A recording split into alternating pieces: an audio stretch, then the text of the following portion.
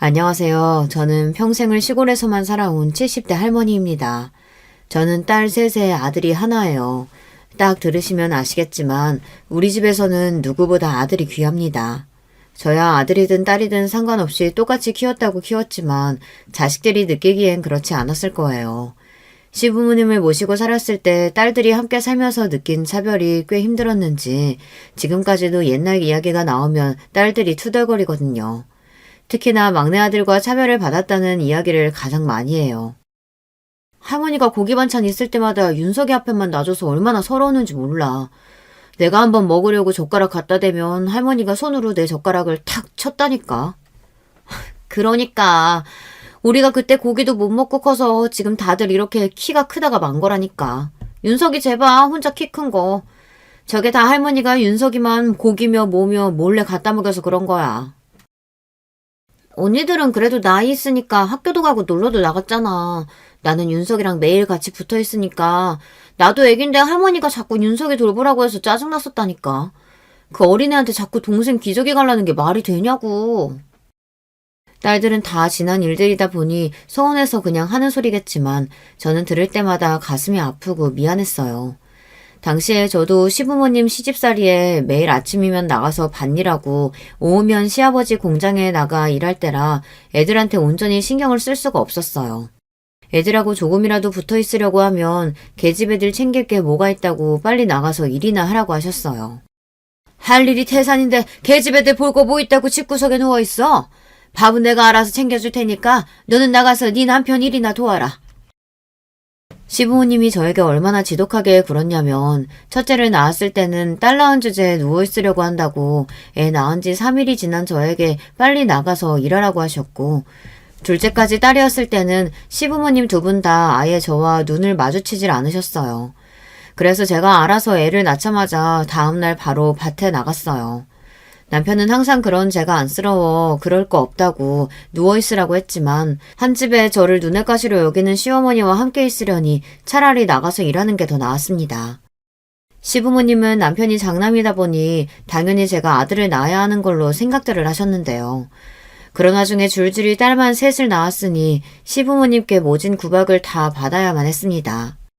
셋째까지 딸을 낳자 시어머니께서는 더는 안 되겠다면서 막내를 가졌을 때 집안에 무당까지 불러서 구술했어요.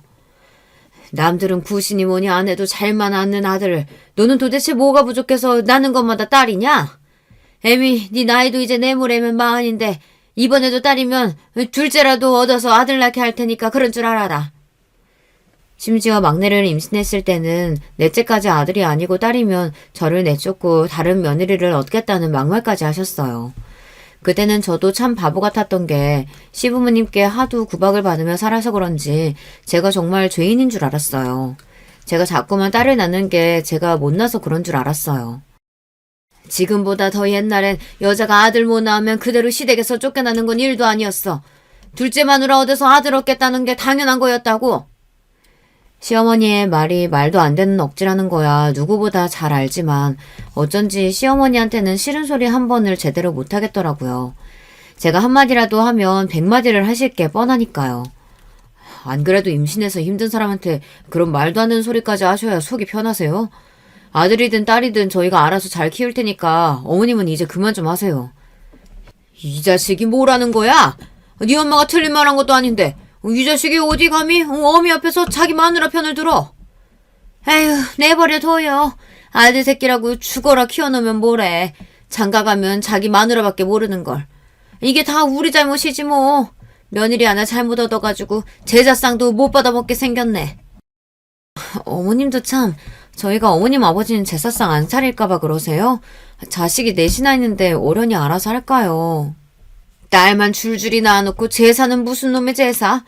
퍽이나 딸년들이 다 시집가서 할머니 할아버지 제사까지 지내주겠다. 아직 창창하신 분들이 벌써 제사 걱정을 뭐하려고 해요. 어머님 아버님은 걱정하지 마세요. 앞으로 30년은 거뜬하실 테니까요. 뭐야 이놈아? 네 아비 내년이면 7순인데 30년은 무슨?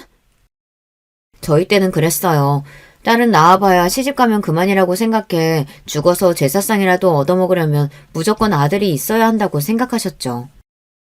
어머님 아버님께서 애들 엄마한테 소리 지르는 것만 봐도 앞으로 30년은 무조건 거뜬하시니까 걱정하지 마세요. 아이고 자기 마누라 구박한다고 훈수 두는 것 좀 봐라. 내가 어디서 저런 팔불출을 나왔는지 몰라. 우리가 우리만 좋겠다고 아들 하는 줄 알아?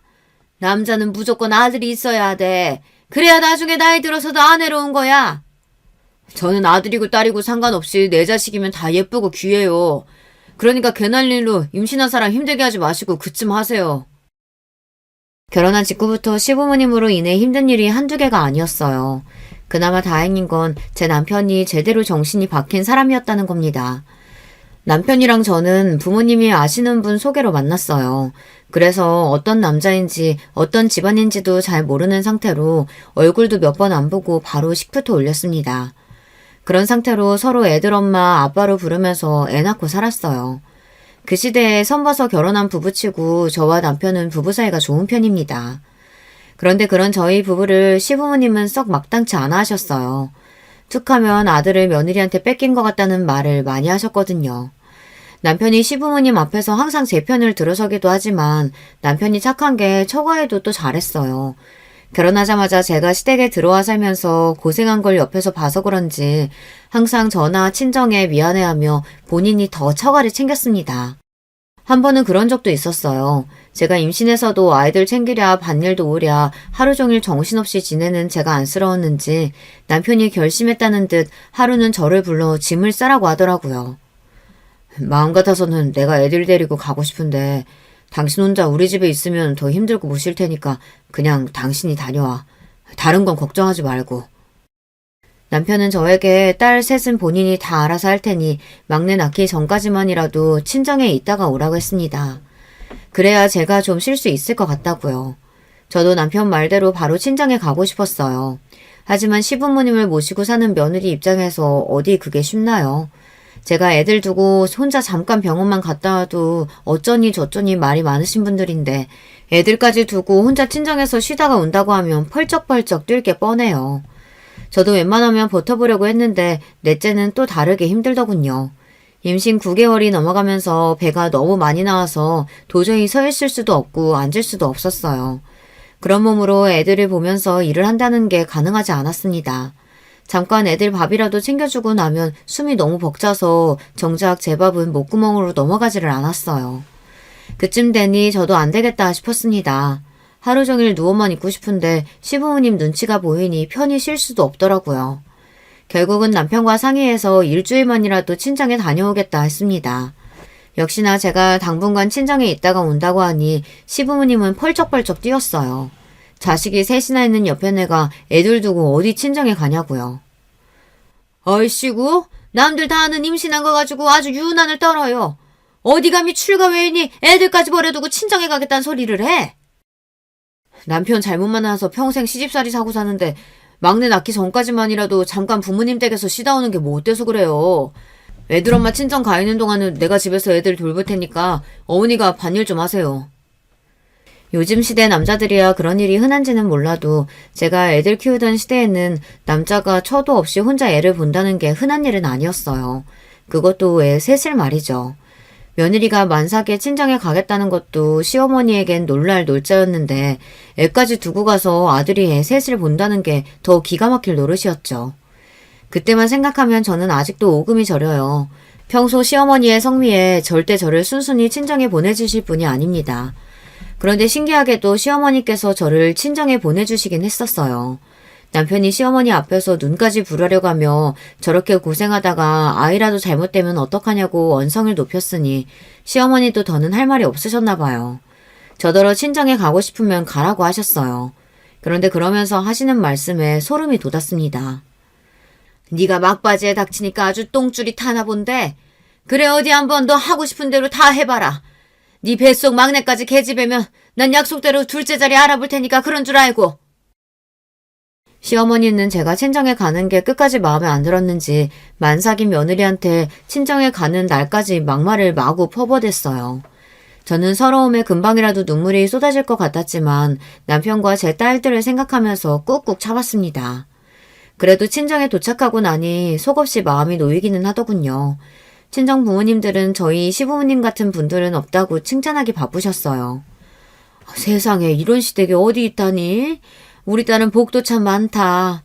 명절에도 항상 미리 보내주시는 것도 감사한데 임신했다고 쉬고 오라고 친정까지 보내주시니 감사해서 일일을 다 어떻게 갚는다니? 제가 시댁에서 시부모님께 어떤 취급을 받으며 사는지는 친정 부모님은 당연히 모르셨어요. 남편이 워낙 알아서 잘하다 보니 친정 부모님은 제가 시집가서 마음 편하게 사는 줄 아셨거든요. 그럴 만도 한 게 남편이 중간에서 참 노력을 많이 했어요. 명절이면 시부모님께 욕을 먹으면서도 항상 처가에 먼저 가자고 했습니다. 그게 참 대단한 일이었던 게 그때만 해도 명절이면 시댁부터 들리는 게 당연한 일이었어요. 심지어 시댁에 갔다가 손님들이 많이 와서 일거리가 많아지면 여자들은 친정에 못 가는 일이 비일비재할 때였거든요. 남편은 제가 시댁에서 살면서 시집살이를 한다는 걸 항상 미안해하며 명절만이라도 마음 편하게 친정에서 쉬다 오자며 항상 시부모님과 싸우면서도 명절날이면 친정에 가기 바빴어요. 평소에 맏며느리라고 이 사람이 밭일에 공장일에 다 하느라 고생하는데 명절이라도 좀 쉬게 해줘요. 어머님 아버님한테는 우리 말고도 아들이랑 며느리가 둘씩이나 더 있잖아요. 아이고 집안 꼴 잘 돌아간다. 어느 집안에서 명절날 장남이랑 맏며느리 없이 제사를 지낸다고 하든? 조상님이 상 차린 게 장남인지 맏며느리인지 알 게 뭐예요. 누구든 차리기만 하면 그만이지. 그만큼 저희 남편은 좋은 사람이었습니다. 남편이 아니었다면 전 아마 버티지 못했을 거예요. 그래도 다행이었던 건 막내를 낳고 나서는 전보다 시집살이가 좀 나아졌다는 겁니다. 막내가 아들이었거든요. 막내가 태어나고 나서는 시부모님이 얼마나 좋아하시는지 위로 딸 셋 낳았을 때는 한 번도 애들을 안아주신 적이 없으셨던 분들이 막내를 낳자마자 물고 빨고 하시면서 심지어 당신들 방에 데리고 들어가 재우셨다니까요. 정말 신기할 따름이었어요. 처음엔 그런 모습이 언짢고 서운하기도 했어요. 저렇게 예뻐해줄 수 있는 거 우리 딸들도 반만이라도 예뻐해주셨으면 얼마나 좋았을까 싶어서요. 그래도 시간이 흐를 만큼 흐르고 나니 저도 늙어서 그런 시부모님마저 이해가 되긴 하더군요. 자식 넷 중 하나도 안 예뻐해주시는 것보다 막내라도 예뻐해주시고 챙겨주시니 고맙더라고요. 그렇게 힘들게 낳은 아들이다 보니 막내는 집안에서 왕처럼 자랐어요. 제가 아무리 딸들을 챙기고 공평하게 키우려고 해도 시부모님의 성화에 이길 수가 없었습니다. 막내 아들은 학교에 들어갈 때까지 시아버지 품에서 먹고 자고 했어요. 항상 우리 장소온이라고 불리면서 시부모님과 같은 상을 받고 같은 소미불을 덮으며 잤습니다. 집에 귀한 음식이나 간식이라도 하나 생기면 그건 무조건 막내 몫이었어요. 그러다 보니 딸들이 불만이 많았습니다. 한 번은 그런 적이 있었어요. 가을이었는데 시아버지가 장에서 주먹 2개만한 대봉을 딱 4개만 사오셨습니다. 대봉이 나온 지 얼마 되지 않아 무지하게 비쌀 때였거든요. 그걸 저녁을 다 먹자마자 그 자리에서 꺼내서 시부모님과 남편 그리고 막내 아들에게만 주셨어요. 할아버지, 나도 대봉 좋아해요. 왜 할아버지는 맨날 맛있는 건 윤석이만 주고 우리는 안 줘요? 맞아. 할아버지 이거 완전 차별이에요.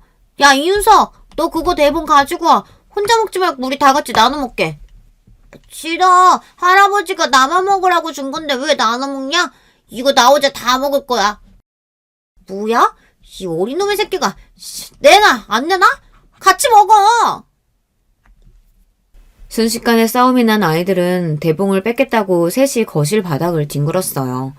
저는 시부모님이 보시는 자리에서 애들이 버릇없이 군이 얼른 나서서 애들을 말렸습니다. 저렇게 싸워봐야 어차피 시부모님은 막내 편을 들 거라서 괜히 딸들만 혼날 게 뻔하니까요. 어허, 이 녀석들이 할아버지 할머니 앞에서 못하는 게 없어. 안 되겠다. 그 대봉 내놔.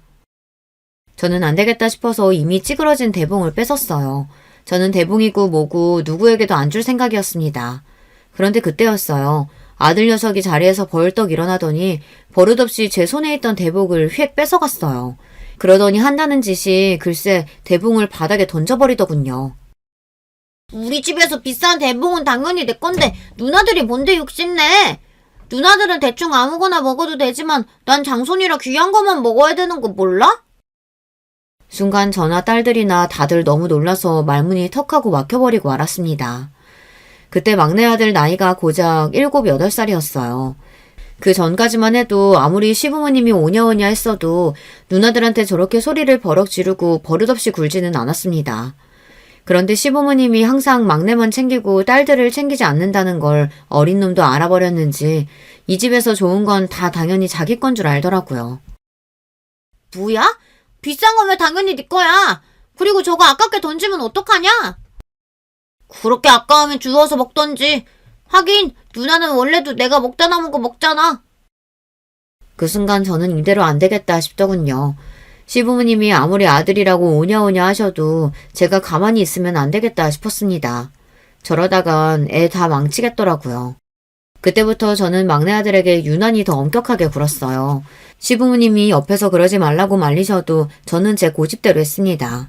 넷이 뭐든 공평하게 똑같이 주고 잘못을 하면 똑같이 때리고 혼냈어요. 하지만 제가 아무리 노력하면 뭐래요. 시부모님은 여전히 막내를 왕처럼 키우시는걸요.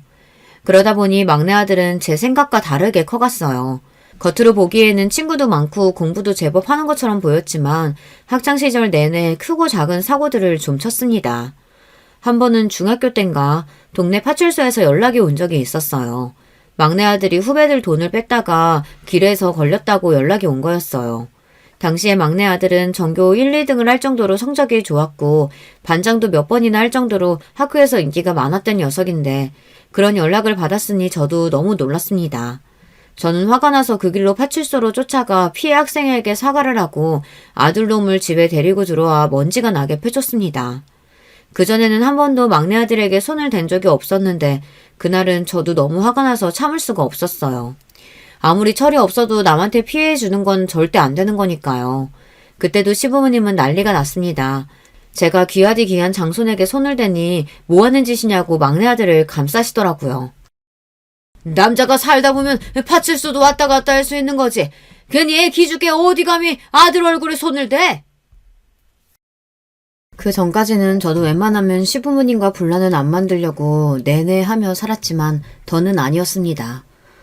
어머님, 아버님이 제가 애 혼낼 때마다 끼어들어서 애가 이 모양이 된 거잖아요. 귀하디 귀한 손자 이렇게 막무가내로 자라서 깡패되면 좋으시겠어요? 그거 아니면 제 자식 일에 끼어들지 마세요. 시부모님도 연세가 드셔서 내일 모레 할 때였어요. 제 손으로 식사 안 챙겨드리면 밥도 못 챙겨 드실 때입니다. 그러다 보니 제 손에 귀한 손주가 어떻게 되기라도 할까봐 아주 전전긍긍 하시면서도 예전처럼 저에게 소리를 지르지 못하시더군요. 저는 아들이 한 짓이 괘씸해서 멈출 수가 없었습니다. 이러다간 정말 아들 하나 있는 거 망가질 수도 있겠구나라는 생각이 들더라고요. 그때부터는 시부모니 뭐라고 하시든 제 자식들만 생각하며 살았습니다. 저도 나이 먹을 만큼 먹었고 시집살이라면 할 만큼 충분히 했어요. 시부모님도 다 늙어서 수저도 간신히 드시는데 제가 누구 눈치를 보겠어요. 시부모님이 아무리 감싸고 놀아도 저는 아들을 엄하게 대했습니다. 딸들이랑 똑같이 용돈 주고 일절 특별 대우 없이 키우려고 노력했어요. 제가 아무리 엄하게 굴어도 시부모님은 막내라면 어쩔 줄 몰라 하셨지만 그럴 때일수록 저와 남편은 딸들을 더 챙겼어요.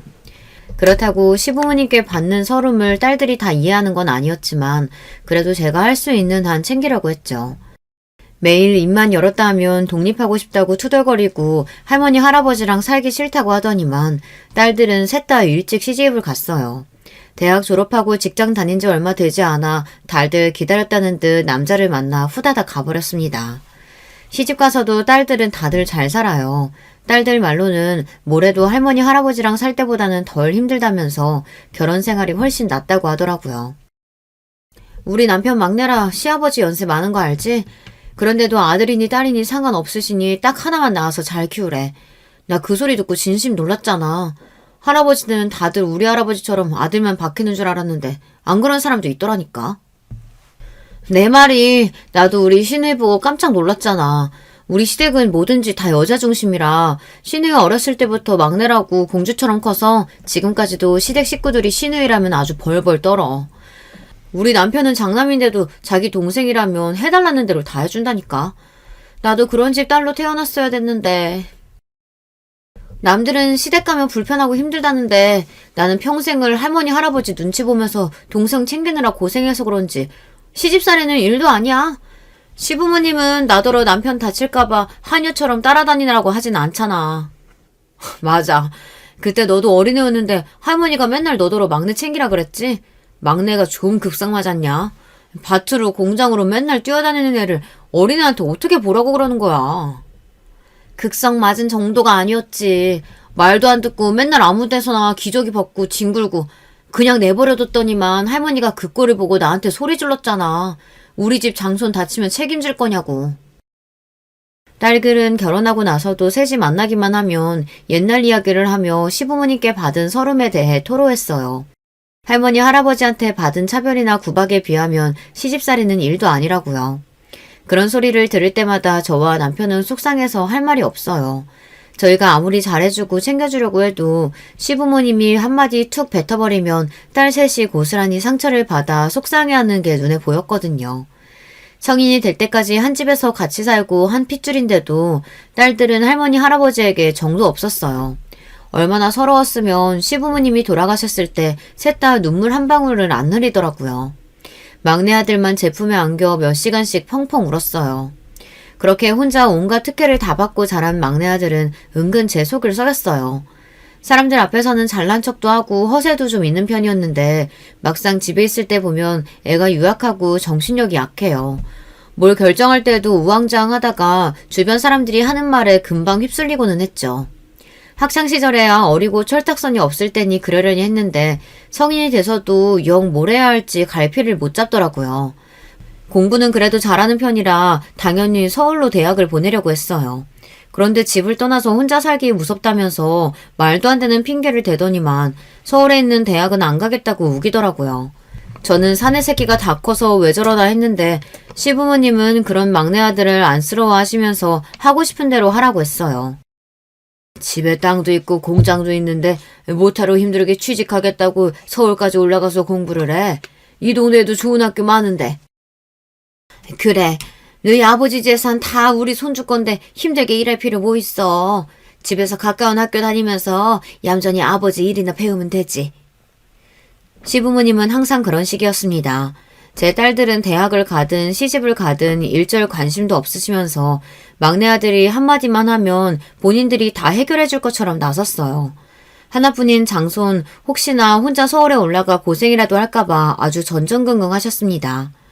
그때도 저와 남편은 답답해서 어떻게든 서울로 올려보내려고 했는데 아들놈이 올라갈 생각이 없었어요.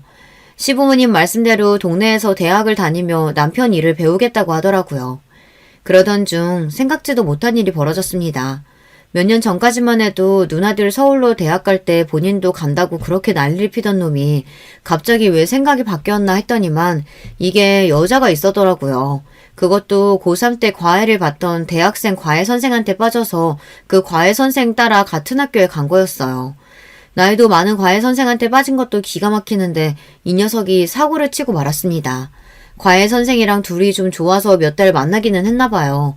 그런데 그게 정상적인 연애가 아니라 둘이 바람을 피운 거랍니다. 그 과외 선생한테 오래 만나던 남자친구가 있었는데 그 남자친구가 군대에 있는 사이에 우리 막내랑 둘이 만났나 봐요. 같은 학교 다녔으니 둘이 좋아서 매일 붙어 다니다가 제대하고 나온 과외 선생 남자친구가 둘이 만나는 걸 알게 돼서 학교에까지 쫓아와 난리를 쳤나 봐요. 남자애가 체대생이었다는데 막내가 그 남자한테 학교 한복판에서 엄청 두들겨 맞고 들어와 집안이 한바탕 난리가 났었습니다. 시부모님은 당장 막내를 때린 놈을 고소하겠다고 난리였고 막내는 쪽팔려서 앞으로 학교 어떻게 다니냐고 난리였습니다. 학교를 그만두겠다고 했어요. 저와 남편은 절로 한숨이 났어요. 아들놈이라고 하나 있는 게 도대체 왜 저렇게 바보 같은 짓거리만 하고 다니나 해서요. 제 속도 모르고 시부모님은 막내 아들 역성만 들었습니다. 그러게 여자를 만나려거든 똑바른 애를 만나야지. 어디서 그런 해프년을 만나서 그런 망신을 당해. 내가 그 년놈 둘 다 가만히 안 둘 거니까 그런 줄 알아라. 시아버지는 귀한 손주 얼굴에 상처를 낸 게 괘씸하다면서 그 남학생과 과외 선생 집까지 찾아가 부모한테 난리를 쳤어요. 평생 취직도 못하게 고소할 거라고 엄포까지 놓으시고 오셨더라고요. 나중에 제가 간신히 말려서 고소까지는 하지 않았지만 좁은 동네에 소문이란 소문은 다 나서 창피해서 도저히 얼굴을 들고 다닐 수가 없는 지경이었어요. 그 일 이후로 막내는 서울로 올라갔습니다. 본인도 창피하긴 했는지 다니던 학교를 그만두고 다시 수능을 봐서 서울에 있는 대학에 다시 진학했어요. 그래도 서울로 올라간 이후에는 좀 잠잠한 듯 했습니다. 남들보다 조금 늦게 서울로 대학도 가고 졸업과 동시에 서울에서 취직도 하길래 이제 좀 정신 차렸나 했죠. 그런데 사람이 어디 가는 게 아니더군요. 이 자식이 취직하고 나서도 자꾸만 크고 작게 사고를 쳤어요. 돈 사고를 쳐서 도와준 게 한두 번이 아닙니다. 집안 남자 중에 사업하겠다고 일 벌리는 사람이라고는 없는데 도대체 누구를 닮았는지 저희 막내 아들은 직장 생활이나 착실히 하면 좋을 걸 자꾸만 사업을 하겠다고 일을 벌려놓은 걸 좋아했어요. 그러더니 결국은 멀쩡히 다니던 직장을 그만두고 무슨 디저트 사업을 하겠다고 여기저기서 돈을 빌려서 가게를 냈어요. 그때가 시아버지께서 진작 돌아가시고 시어머니께서도 오늘 내일 하셨을 때였는데 막내 아들놈이 어느새 시어머니를 꼬셔서 시어머니한테 돈을 받아가 일을 벌렸더라고요. 그런데 그게 쫄딱 망해버렸습니다. 무슨 빙수 기계를 개발한다고 호들갑을 떨더니만 그게 잘못됐는지 처음 투자한 돈도 거의 못 건졌나 보더라고요. 그 일로 시어머니께서 충격을 받아서 쓰러지셨어요. 빌려준 돈이 아까워서가 아니라 사업이 잘 안 돼서 아들놈이 힘들어할까봐 걱정돼서 쓰러지신 거였습니다. 우리 손주 어떡하니? 우리 손주 불쌍해서 어떡해? 제 아들놈인데 저는 하나도 불쌍하지 않았어요. 사업의 사자도 모르는 게 자기 돈도 아니고 할머니 돈을 가지고 나가서 바보 같은 짓을 벌였으니 불쌍하긴커녕 화만 났습니다. 그런데 저희 시어머니는 귀한 손주 기죽어서 혹여나 세상을 등지기라도 할까봐 걱정된다며 바리바리 반찬까지 싸들고 서울까지 5시간에 걸려 올라가서 걱정하지 말라고 할머니가 다 해결해 주겠다고 하셨어요. 우리 손주 걱정하지 마. 할머니가 빚 다 갚아주고 다른 가게도 차릴 수 있게 도와줄게. 막내가 사고친 걸 어머님이 왜 해결해줘요. 자기가 싼 똥 자기가 해결하게 그냥 두세요. 엄마는 할머니가 도와준다는데 왜 그래? 할머니, 나 망한 거 아니야. 그 빙수기계에 조금 문제 생겨서 그런 거지. 그것만 해결되면 금방 다시 가게 시작할 수 있어. 그럼 우리 손주 똑똑한 거 이 할미가 다 알지. 너는 예전부터 사주에 사업하면 무조건 성공할 거라고 그랬어. 내가 너희 할아버지가 남기고 간 땅이랑 다 우리 손주 앞으로 해주고 죽을 거니까 그거 가지고 너 하고 싶은 거 다 해라. 그렇게 막내 손주라면 끔찍하게 생각하시던 시어머니께서 막내가 장가가는 것도 못 보고 돌아가셨어요. 그 전까지는 저도 시부모님에 대해 애틋하거나 불쌍하다고 생각한 적도 없었는데요. 막내 아들이 장가가는 날은 저도 마음이 뭉클하고 어느 때보다 시부모님 생각이 많이 나더라고요. 매일 사고만 치고 철딱서니는 없어도 할머니 할아버지라고 하면 무슨 일이 있어도 달려와서 챙기던 녀석이었는데 그런 녀석이 장가가는 모습을 얼마나 보고 싶으셨을까 그런 마음에 마음이 좋지 않았습니다. 그런데 그건 시작에 불과했습니다. 아들이 결혼하고 저도 손주 녀석이 생기고 나니 어느 때보다 시부모님 생각이 자주 나더라고요.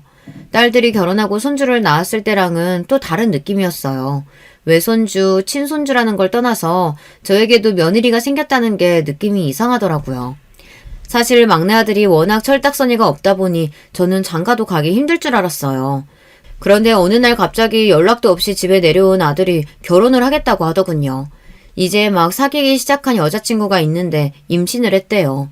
처음 임신 소식을 들었을 때 기가 막혔어요. 이 자식이 결혼까지 사고를 쳐서 하는구나 싶어서요. 그래도 어쩌겠어요. 제 아들이 친 사고이니 부모인 저와 남편이 수습을 해야 했죠. 저와 남편은 곧장 결혼 날짜를 잡고 식부터 올리라고 했어요. 요즘 사람들이야 결혼 준비하면 다들 반반씩 나눠서 준비한다는데 우리 집은 시골 사람들이라 그런지 웬만하면 저희 쪽에서 다 준비하는 게 맞는다고 생각했어요. 안 그래도 어린 딸이 임신해서 결혼하는 것도 처가에서는 속상할 텐데 우리 쪽에서 할 수 있는 건 최대한 다 도와주자 싶었죠. 저는 며느리를 만나기도 전부터 그냥 다 좋았습니다. 저희 막내가 워낙 철이 없다 보니 저는 며느리가 참 고맙고 애틋했어요. 제 아들처럼 못난 녀석과 살아준다는 것만으로도 마냥 고마웠거든요. 그러다 보니 시부모님이 더 이해가 안 됐어요. 내 아들하고 알콩달콩 잘 사는 모습만 봐도 뿌듯하고 기분이 좋을 것 같은데 그런 며느리한테 왜 그렇게 못되게 굴었을까 싶어서요. 저는 며느리가 예뻐서 뭐든 다 해주고 싶었습니다. 그런데 그것도 제 생각인가 봐요. 며느리 생각은 다른 것 같았습니다. 며느리는 처음 봤을 때부터 제가 생각한 느낌이 아니었어요. 막내 며느리는 제가 생각한 것보다 훨씬 더 요즘 며느리였어요. 옛날 며느리, 요즘 며느리 따로 있는 건 아니지만 제가 듣기로는 요즘 며느리들은 시어머니 앞에서도 굳이 잘 보이려고 하지 않고 본인 성격대로 할 말은 다 한다고들 하더라고요. 처음 우리 집에 인사 왔을 때도 그랬어요. 우리 집이 옛날 시골집이라 오래됐어요. 시부모님이 결혼할 때부터 산 집이라 50년도 훨씬 넘은 집입니다. 그래도 저와 남편이 살면서 하나하나씩 고치면서 살아서 화장실이나 주방은 현대식이에요. 그런데도 막내 며느리는 우리 집이 오래돼서 불편했는지 뚱한 표정으로 화장실 한 번 안 가고 앉은 자리에서 꼼짝도 안 하더라고요. 거기다가 제가 차린 밥도 거의 먹지를 않았어요. 세아가 음식이 입에 안 맞니? 그래도 요즘 사람들 좋아하는 거로 한다고 신경 써서 했는데 거의 먹지를 못하네. 우리 수정이가 입이 짧아서 원래 많이 못 먹어요. 거기다가 요즘 입덧하는지 톡 먹지를 못하더라고요. 수정아, 내가 과일 가져다 줄까? 수정이 과일 좋아하지? 어머, 그래. 내가 그 생각을 못했구나. 입덧할 때는 아무것도 먹기 싫은 법인데. 기다려봐. 엄마가 과일이랑 간식거리 좀 내올게. 그때까지도 저는 며느리가 임신해서 몸이 힘들어서 그러는 줄 알았어요. 그런데 그게 아니더군요. 며느리 될 애는 제가 생각한 것보다 훨씬 더 예민하고 까칠한 애였어요. 제가 집에 있는 과일이란 과일은 다 씻어서 준비하는 동안 차라도 내어줄까 해서 거실에 나갔는데 며느리랑 아들이 둘 다 없더라고요. 남편에게 애들 어디 가느냐고 물었더니 며느리가 속이 안 좋다고 잠깐 나가서 아들이 따라 나갔답니다. 아이고, 몸도 성취하는 애를 괜히 보겠다고 우리가 여기까지 내려오게 했나 봐. 그냥 우리가 서울로 올라갈 거 그랬어. 그러게, 애가 입덧하느라 많이 힘든 것 같으니 일찍 올라가라고 해야겠다. 저는 남편이나 우리 욕심에 괜히 몸도 성치 않은 애를 멀리까지 오게 했나 미안해서 제가 아이들을 찾아 나갔습니다. 지금이라도 그냥 빨리 올라가서 쉬라고요. 그런데 듣지 말았어야 할 말을 제가 듣고야 말았습니다. 자기, 고향에 땅도 있고 공장도 있고 부자라고 하지 않았어? 근데 집이 저게 뭐야? 나 아까 손 씻으러 화장실 갔다가 깜짝 놀랐잖아. 어떻게 집안에 그렇게 큰 벌레가 있을 수가 있어? 나 더러워서 이 집에선 아무것도 못 먹겠어. 우리 그냥 지금이라도 빨리 올라가면 안 돼? 며느리가 입덧도 입덧이었지만 우리 집이 오래되고 낡은 시골집이라고 실망했나 봐요. 안 봐도 뻔합니다. 우리 막내 아들이 워낙 입만 열면 허풍도 세고 잘난 척도 많이 하는 애라 부풀려서 말했을 수도 있어요. 그래도 그렇지 결혼하겠다고 인사까지 하러 온 애가 집에서 벌레 좀 봤다고 더럽다고 아무것도 못 맡겠다뇨. 저도 그런 며느리를 보며 미간이 구겨지고 말았습니다. 하지만 어쩌겠어요. 제 아들의 새끼를 임신한 제 며느리인데 제가 참고 예쁘게 봐야죠. 저도 애써 목소리를 가다듬고 나가서 모르는 척 웃었어요. 아이고, 몸이 많이 안 좋은가 보네. 우리가 괜히 보고 싶다고 이 먼 데까지 불러서 우리 새하기 힘들게 했어. 오늘은 얼굴 봤으니 됐으니까 더 늦기 전에 올라가라. 다음번에는 우리가 서울로 올라갈게. 그때 또 보면 되지. 막내 아들은 기다렸다는 듯 그럼 올라가 보겠다고 했어요. 아무래도 아들놈도 중간에서 민망했겠죠. 아무리 눈치도 없고 철없는 녀석이라도 오랜만에 이 멀리까지 결혼하겠다고 인사하러 와서는 밥도 대충 먹고 올라가기 저나 남편에게 민망했을 테니까요. 그 순간 저는 아들과 며느리에 대한 기대를 내려놓기로 했어요. 우리 시대 때나 바보같이 시부모님 눈치 보면서 살았지. 요즘 애들이 누가 그러고 살고 싶어 하겠어요. 우리 딸들만 봐도 평소에 시댁에 잘하고 잘 챙기는 것 같아도 시부모님이 한마디라도 듣기 싫은 소리라면 쪼르르 저한테 전화해서 시댁 욕을 한 바가지 하고 끊거든요. 그러면서 마지막에 전화를 끊을 때마다 저에게 꼭 하는 소리가 엄마는 나중에 며느리한테 그러지 말라고 했어요. 세상에 시어머니 좋아하는 며느리 아무도 없으니 제발 귀찮게 하지 말라고요. 그냥 없는 듯 조용히 살아주는 게 며느리랑 잘 지내는 거라고 했습니다. 그때는 딸들 말도 잘 이해가 되지 않았어요. 아무리 귀찮고 싫어도 가족인데 평생 없는 듯이 조용히 산다는 게 말이 안 되잖아요. 자고로 부모라는 건 자식이 아무리 나이를 들어 다 커도 평생 자식 걱정하는 게 일인 사람들인데 그게 가능할까 싶었죠. 그런데 딸들 말이 맞았습니다. 시어머니는 그냥 아무 이유도 없이 싫은 존재인가 봐요. 제가 뭘 아무것도 하지 않아도 며느리는 그냥 저를 싫어한다는 게 느껴졌어요. 며느리는 결혼하고 1년 동안 한 번도 집에 내려온 적이 없어요. 그걸 가지고 서운하게 생각한 적은 진심으로 한 번도 없습니다. 결혼했을 당시 이미 임신 상태였고 결혼하고 반년 만에 손주가 태어났으니 아이가 어려서 먼 시골까지 올 수가 없었어요. 그러다 보니 명절에도 아들만 혼자 내려왔어요. 아들도 빨리 서울에 올라가 아이를 봐야 한다고 잠깐 얼굴만 비추고 올라간 게 다였죠. 그러다 보니 저는 손주가 너무 보고 싶었어요. 가끔 아들이 사진을 보내줘서 보기는 하지만 실물로 너무 보고 싶었습니다. 자는 모습, 우는 모습 다 궁금했어요. 아들은 매일 출근해서 전화해도 손자 얼굴을 볼 수가 없으니 저는 자연스레 며느리에게 전화를 걸 수밖에 없었습니다. 집이 멀어도 너무 멀다 보니 딸내, 손주, 소녀들하고는 자주 영상통화를 해요. 그래서 저는 며느리에게 전화하는 걸 크게 불편하게 생각하지 않았습니다. 전화를 걸어봐야 일주일에 한 번 점심 먹고 잠깐 5분 정도 손자 얼굴만 보다가 끊는 게 다였어요. 그런데 제가 자꾸만 며느리에게 전화하는 게 며느리는 싫었나 봐요. 어느 날 아들에게 전화가 와서 저에게 짜증 섞인 목소리로 자주 전화하지 말라고 하더라고요. 엄마가 옛날 사람이라 잘 모르나 본데 요즘 며느리들은 시어머니가 전화하는 거 싫어해. 매일 혼자 애 보는 것도 힘들어 죽으려고 하는데 시어머니가 자꾸 전화해서 귀찮게 하면 좋아하겠어?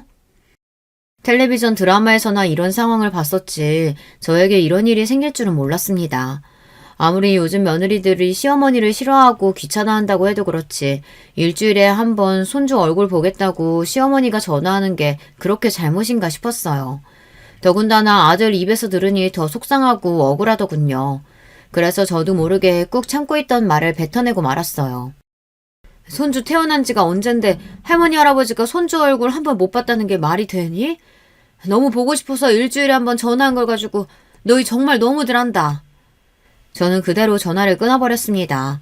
저도 절대 서운한 티 내고 싶지 않았지만 도저히 억울해서 참을 수가 없었어요.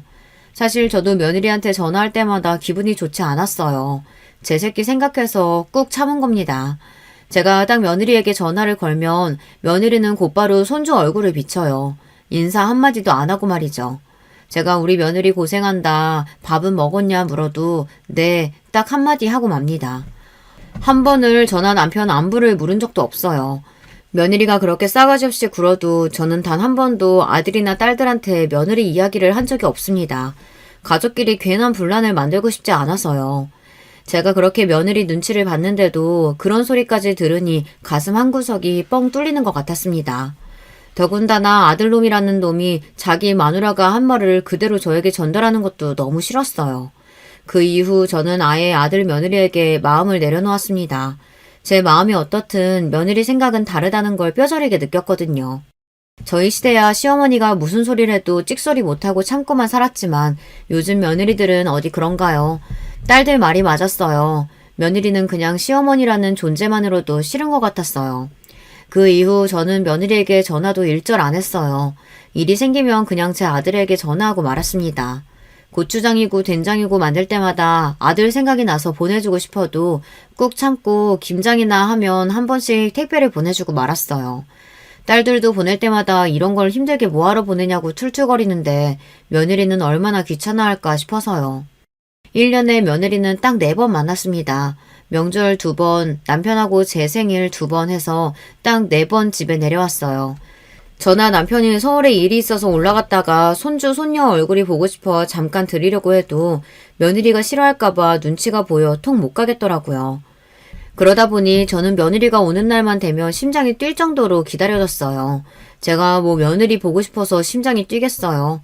그때 아니면 손주를 볼 수 없으니 내내 자식들 오는 날만 기다리고 있었죠. 그런데 며느리는 해도 해도 너무한 게 그 머나먼 길을 내려와서도 잠 한 번 안 자고 바로 올라갔어요. 막내 아들이 운전하기 힘들다고 하루 자고 가자고 해도 며느리는 밥 한 끼 먹으면 꾸역꾸역 어린애를 끌고 올라가겠다고 했어요. 저는 손주랑 헤어지기가 싫어서 내가 애를 봐줄 테니 너희들끼리 올라가라고 했어요. 그러자 며느리가 표정이 확 바뀌면서 웬일로 좋아하더라고요. 정말요? 안 그래도 요즘 회사일 바빠서 매일 늦게 끝나서 걱정이었는데 어머님이 봐주시면 너무 좋죠. 아예 한 달 정도 맡겨도 될까요? 아이고 한 달이 뭐야. 내 새끼 몇 달은 못 봐주겠어? 난 괜찮으니까 바쁜 일 다 끝날 때까지 내가 봐줄게. 이럴 줄 알았으면 진작 애를 봐주겠다고 할 걸 그랬어요. 저야 평생 애 키우고 시부모님 모시며 산 사람인데 어린애 하나 보는 것쯤이야 어려울 것도 아니었죠. 그때부터 둘째 손녀가 태어나기 전까지 제가 1년의 절반가량을 큰 손주를 데리고 있었어요. 그 전까지는 우리 집에 내려오면 항상 똥 씹은 표정을 하고 있던 며느리가 제가 좋아하는 과일도 사들고 오고 안부도 묻고 하더라고요. 며느리 하는 짓이 좀 얄미워도 저는 그러려니 했어요. 며느리도 애 키우면서 사회생활 하기 힘들어서 그런 거겠지 싶어서요. 그러다 며느리가 둘째 손녀를 낳고 나서 저와 또 사이가 벌어지기 시작했어요.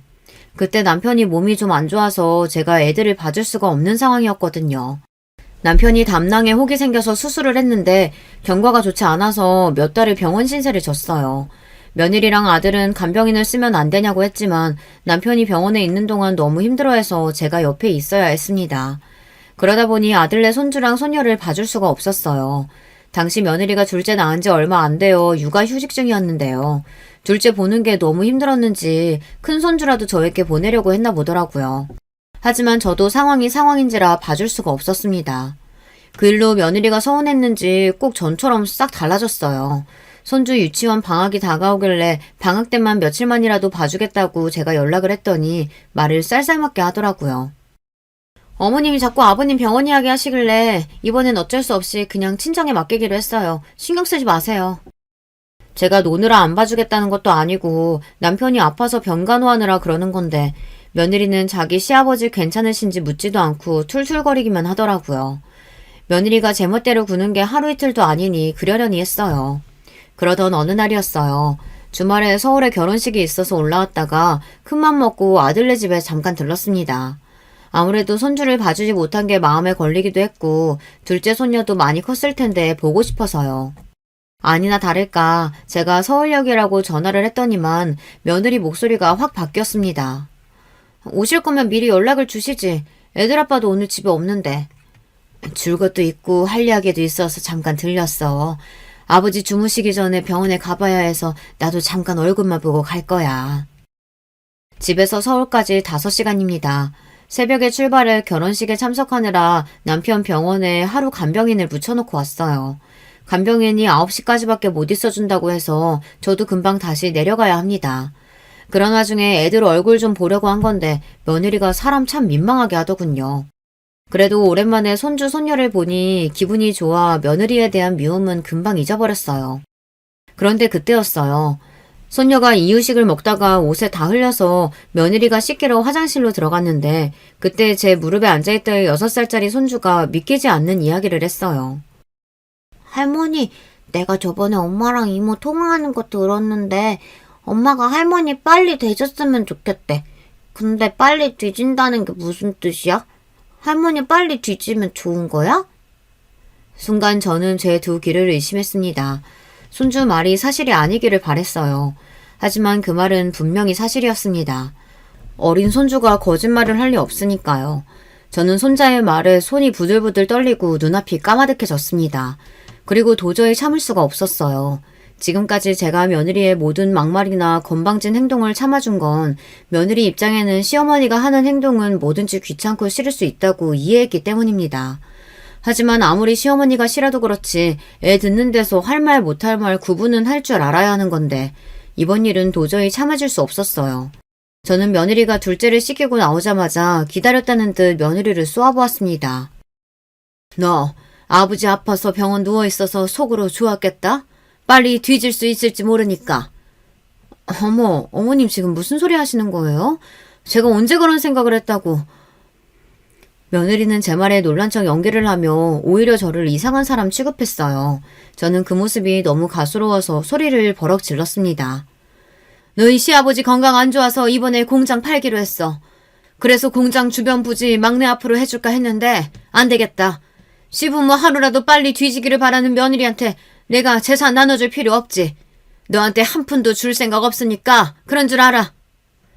손주 손녀가 보고 싶어서 온 것도 있었지만 사실 이 이야기를 하려고 온 거였어요. 남편이 병원에 입원하기 시작하며 공장 운영이 어려워지자 남편이 이럴 거면 그냥 돈 될 때 팔아버리는 게 낫겠다고 했어요.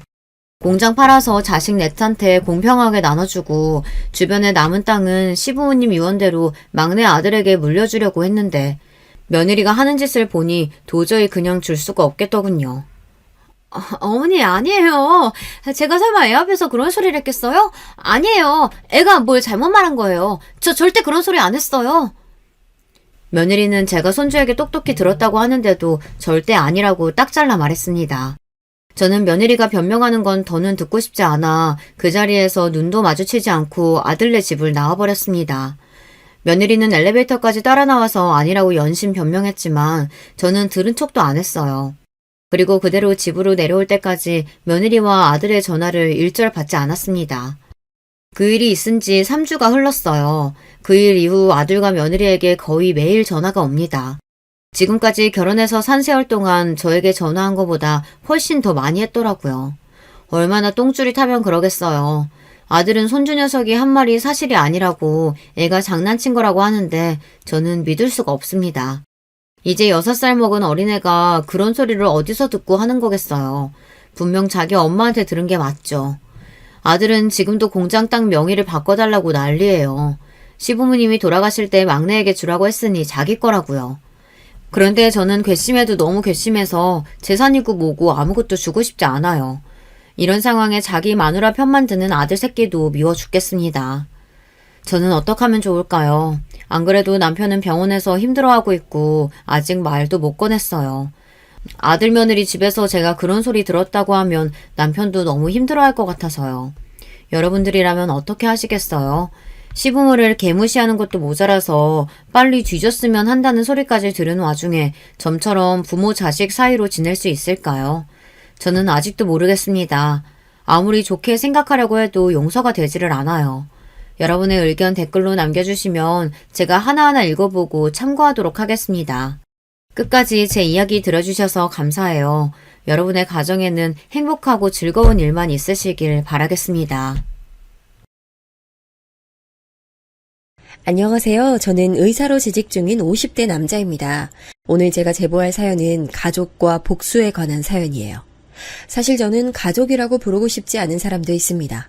어디서부터 설명해야 할까요? 일단 제 소개를 짧게 하겠습니다. 저는 지방에서 태어나서 자랐어요. 매우 가난한 집이었고 위로는 형이 한 명 있습니다. 어렸을 땐 너무 가난해서 집에 수도와 전기가 끊기기도 했어요. 심지어 부모님은 제가 중학생 때 이혼하셨습니다. 어머니가 우리를 혼자 키우셨는데 고생이 참 많으셨어요. 시장 바닥에서 나무를 팔며 저와 형을 키우셨죠. 제가 형보다 공부를 잘했는데 그래서 형은 저보고 공부하라고 고등학교도 그만두고 아르바이트하며 저를 도와줬어요. 시장에서 죽기 살기로 어머니와 어린 나이에 저를 위해 돈을 버는 형을 보고 저는 죽기 살기로 공부했습니다. 공부가 아니면 우리 가족이 살 수 있는 방법이 없었어요. 고등학생 땐 그래서 4시간만 자고 공부했습니다. 코피는 일상이었죠. 아이고, 재훈아. 결국 의대에 합격했구나. 형은 네가 당연히 잘 될 줄 알았어. 고생했다. 형은 이제 죽어도 여한이 없어. 우리 둘째 아들이 기어코 해냈구나. 해준 것도 없는데 너무 고마워. 형하고 어머니가 없었으면 저는 합격 못했어요. 없는 형편에 저 돕느라 고생 많으셨어요. 우리 이제 제발 행복하게 살아요. 밥도 굶어가며 공부한 끝에 결국 저는 서울에 있는 의대에 진학할 수 있었습니다. 어머니와 형은 제가 의대에 합격하자 눈물을 터뜨렸어요. 저도 이제 이런 고생은 끝이겠지 생각하니 뿌듯했죠. 하지만 현실은 조금 달랐어요. 의대 공부량은 상상을 초월했습니다. 어쩌면 고등학생 때보다 더 열심히 공부했어요. 그렇게 학교를 졸업하고 시험에 합격해서 의사가 됐습니다. 남들은 연애하고 놀 거 다 놀며 학교 생활을 했는데 저는 그럴 형편이 아니었습니다. 과외도 몇 개를 했는지 몰라요. 그렇게 일해서 집에도 보내고 등록금도 냈습니다. 삶의 여유가 아예 없는 채로 저는 의사가 되어 일했어요. 돈을 벌긴 했지만 형과 어머니에게 생활비를 드리기도 했고 혼자 서울에서 사는 게 절대 쉽지 않았습니다. 그러다 어머니와 형이 서울로 오게 됐어요. 형이 검정고시에서 합격해서 일자리를 구할 수 있었거든요. 형, 돈은 일단 걱정하지 말고 형이 할 수 있는 일을 찾아. 형이 젊음 다 바쳐서 나 도운 거 나도 알아. 이제 내가 갚을게. 고맙다. 형이 안 그래도 제과에 관심이 많아서 학원을 다니려고 해. 빵집 열어서 어머니와 함께 운영하려고. 형은 실제로 서울에서 학원에 다니며 금방 빵 만드는 법을 배웠어요. 워낙 손재주가 좋은 형이라 1년도 안 되는 기간 안에 웬만한 빵을 다 만들 줄 알았죠. 저는 그동안 모은 돈으로 형과 어머니가 운영할 수 있는 빵집을 하나 열어줬습니다. 주변에서도 어머니도 저에게 결혼 얘기를 꺼냈지만 저는 그때 이렇게 가족들에게 투자하는 게 더 좋았어요. 그러던 어느 날 형이 결혼한다며 여자를 데려왔습니다. 그런데 세상이 정말 좁더라고요. 아내 될 사람이 너희 병원에서 일하거든. 외과 병동이라 너랑 마주치지는 않았을 텐데 그래도 놀랍지? 우리 병원이 워낙 크니까 그럴 수도 있는데 신기하긴 하다. 그래도 형은 다행이네. 동생은 의사고 아내는 간호사잖아. 아파도 걱정 없겠어. 나도 나지만 우리 어머니가 다행이지. 어쨌든 가족끼리 같은 병원에서 근무하다니 좋다. 형수가 될 사람은 형의 빵집 손님으로 만났다고 해요. 형이 워낙 손맛이 좋아 빵집이 인기가 좋았거든요. 형수도 그래서 거의 매일같이 드나들다 형에게 반했다고 합니다. 몇 개월을 구애한 끝에 형과 연애하게 됐죠.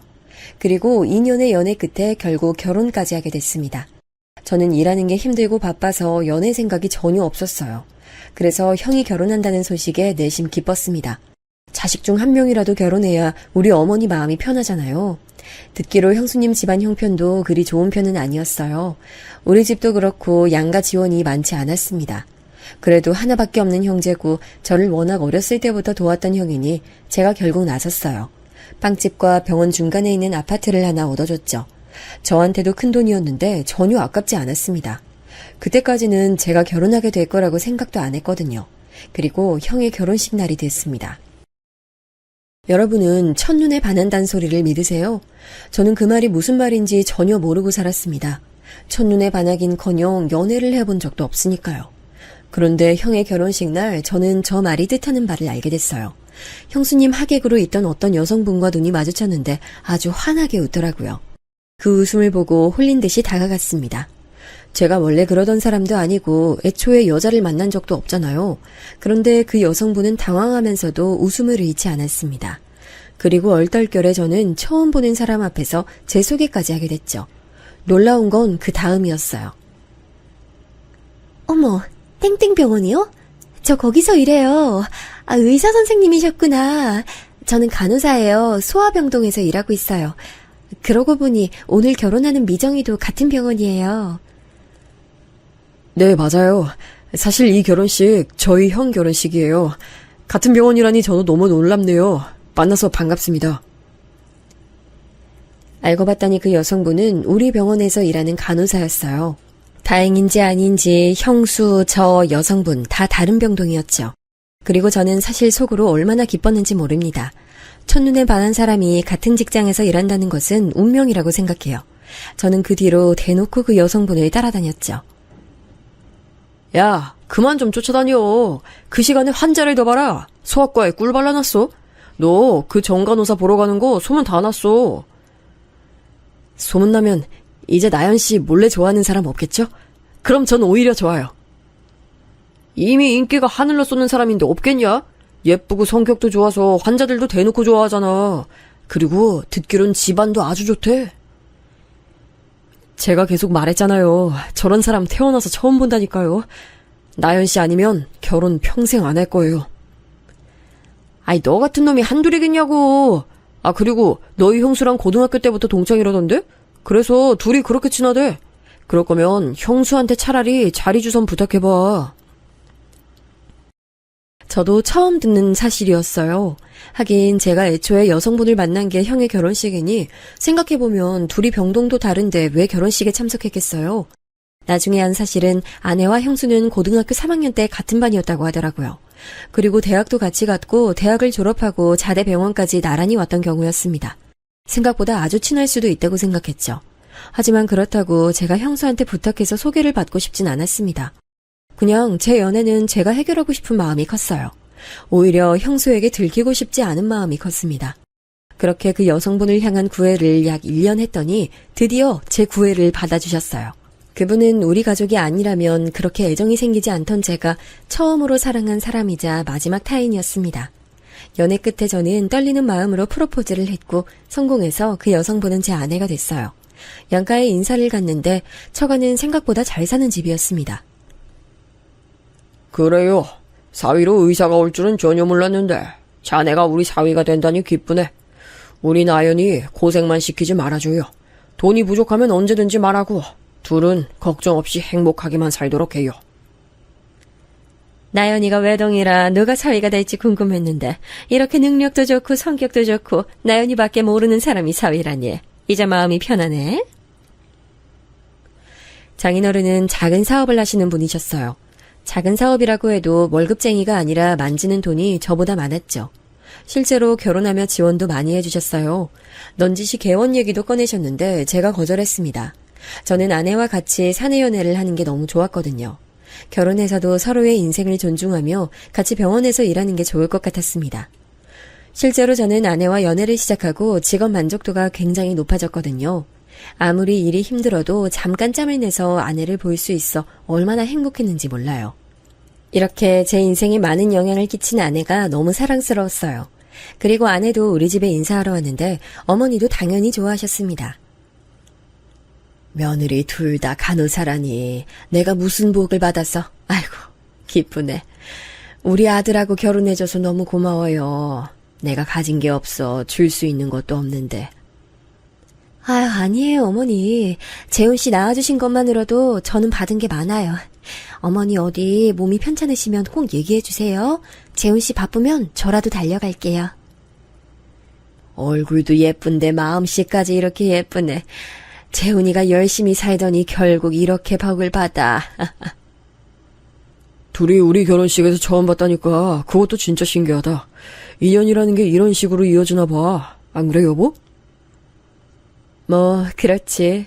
나연이랑 고등학교 때 처음 봤는데 이런 식으로 엮일 줄은 전혀 몰랐어. 이것도 인연이라면 인연이네. 그치 나연아? 그러니까 나도 이렇게 미정이랑 인연이 이어질 줄은 몰랐어. 이제 친구에서 가족이 된 거잖아. 나 너무 기뻐. 친구 사이라니. 내가 더 기쁘다. 이런 사연이 있을 줄은 몰랐어. 친구 사이니까 서로 말 편하게 해. 난 신경 쓰지 말고. 아내와 저는 처가의 도움으로 고급 아파트에서 신혼생활을 시작했습니다. 결혼식장도 고급 호텔로 정했고 실제로 하객도 굉장히 많이 왔어요. 예물과 예단은 생략하고 싶었는데 처가에서 한 번 하는 결혼이니 마음껏 하라 하셨죠. 제가 아무리 의사여도 워낙 어머니에게 들어가는 돈도 많았고 형 결혼 때 쓴 돈이 있어서 여유롭진 않았거든요. 그 사정을 듣더니 장인어른은 제가 그동안 고생 많았다며 본인이 많이 지원해 주셨습니다. 신혼여행도 형과 형수는 제주도로 다녀왔는데 저와 아내는 하와이와 유럽을 다녀왔어요. 아내가 워낙 어릴 때부터 해외 생활을 많이 해서 저를 데리고 다녔습니다. 저는 공부밖에 몰랐던 사람이라 해외여행 자체가 처음이었거든요. 아내는 여유로운 집안 사정 덕분에 해외에서 유학도 했더라고요. 저는 이런 아내가 너무 좋았습니다. 배울 점이 많은 사람이라 결혼하길 잘했다고 생각했죠. 아내와 저는 부부 사이에 문제가 전혀 없었어요. 그런데 제가 형수가 약간 이상하다고 생각하게 된 계기가 있습니다. 그날은 신혼여행에 다녀오고 집들이를 하게 됐습니다. 처가 식구들은 이미 초대했고 우리 집 식구들을 초대한 날이었어요. 어머니, 이거 명품 가방이에요. 저희가 여행하면서 면세점에서 가방 봤는데 너무 예쁘더라고요. 도저히 지나칠 수가 없어서 사게 됐어요. 어머님 드시면 너무 잘 어울릴 것 같아서요. 어머, 아유 뭐 이런 걸 다 주고 그래. 난 너희가 무사히 다녀온 것만으로도 좋아. 아유, 고마워. 아껴서 잘 들고 다닐게. 이렇게 훈훈하게 선물 증정식을 마치고 거실에서 과일을 먹고 있었습니다. 형하고 어머니와 얘기하느라 시간 가는 줄 몰랐어요. 그런데 어느새 정신 차리니 아내와 형수가 없더라고요. 곧 어머니가 가실 시간이라 저는 집안에서 형수와 아내를 찾아다녔습니다. 그런데 안방에서 형수와 아내의 대화 소리가 들렸어요. 나연아, 나 진짜 너무 속상해. 나도 어머니한테 명품 가방 사주고 싶지. 그런데 우리 사정이 어려워서 가방이 뭐야? 지갑도 못 사줬어. 그런데 너가 그렇게 어머니한테 가방을 주면 내가 뭐가 돼? 아, 미안해. 나 미정이 네가 그런 생각을 할 줄은 몰랐어. 다음부턴 너 없을 때 어머니 선물 주도록 할게. 너 기분 나쁘라고 한 행동은 절대 아니야. 우리는 서방님 돈으로 겨우 주공 아파트 작은 평수에서 시작하는데 넌 이런 고급 아파트에서 살고. 진짜 이런 거 보면 결국 돈이다야. 너는 부모 잘 만나서 행복하지? 나는 언제 돌아가실지 모르는 엄마밖에 없잖아. 에이, 아니야, 미정아. 왜 그렇게 생각해? 아주버님도 가게 하시면서 돈 많이 버시잖아. 행복이 별거야? 너무 기분 상해하지 말고 행복하게 지내자. 나도 너 더 신경 쓸게. 밖에서 문고리를 잡고 저 대화를 듣는데 기분이 이상했어요. 대놓고 아내에게 부모 잘 만나서 좋겠다는 소리를 하는 형수를 보니 제가 알던 사람이 아닌 기분이었습니다. 실제로 형수의 어머니가 아프셔서 우리 병원에 곧 입원할 예정이었거든요. 마침 우연히 그 병동이 제가 일하던 병동이기도 했고요. 아무튼 아무렇지 않게 들어가서 곧 어머니가 가신다고 얘기하고 그날은 그렇게 마무리가 됐습니다. 저는 속으로 의아하다고 생각했지만 그냥 그렇게 얘기가 끝날 줄 알았어요. 하지만 그것은 제 착각이었습니다. 오히려 시간이 지날수록 형수는 아내에게 대놓고 불만 아닌 불만을 표출하기 시작했어요. 그리고 그건 아이를 낳고 더 심해졌습니다. 형수가 결혼하고 아이를 좀 늦게 가지긴 했어요. 형 부부는 결혼하고 바로 아이를 낳고 싶어 했죠. 그런데 듣기론 형수 몸 상태가 그리 좋지 않다 하더라고요. 병원에서 검사도 받고 그러더니 자연 임신은 불가하다고 소리를 들었다고 합니다. 그래서 시험관을 통해 아이를 가지게 됐어요. 옆에서 보며 형수가 고생을 많이 한 걸 저도 알았어요. 그래서 아이를 가졌다고 했을 때 얼마나 기뻤는지 모릅니다. 반대로 우리 부부에게 아이는 빨리 찾아왔어요. 원래도 아이가 생기면 바로 낳자고 했는데 생각보다 바로 생겼어요. 그런데 아이가 생기자 아내가 조금 곤란해하는 모습이 보이더라고요. 미정이가 시험관을 몇 번이나 하고 아이가 생겼잖아. 근데 우리는 바로 자연임신이라 조금 눈치 보여. 그쪽 사정은 안타깝지만 그래도 아이를 가졌으니까 눈치 볼 건 없어. 우리가 한 달 차이지만 더 늦게 생기기도 했으니까 순서도 괜찮잖아. 아이 가지는 걸로 미정이가 마음고생을 많이 해서 우리 아이 생긴 거 조금 늦게 말하자. 내가 조심스러워서 그래. 아내 말대로 우리 부부는 아이가 생기고 안정기에 들어간 후에 말하게 됐어요. 형수는 안 그래도 원래 예민한 구석이 많았는데 임신 이후로는 더욱 심해졌거든요. 만약 아내의 임신 사실을 알면 예민함이 폭발할까 두려웠죠. 그리고 중반기에 들어가고 우리 부부도 조심스럽게 임신을 알렸습니다. 그런데 형수 표정이 너무 안 좋았어요. 급기야 갑자기 눈물을 보이더라고요.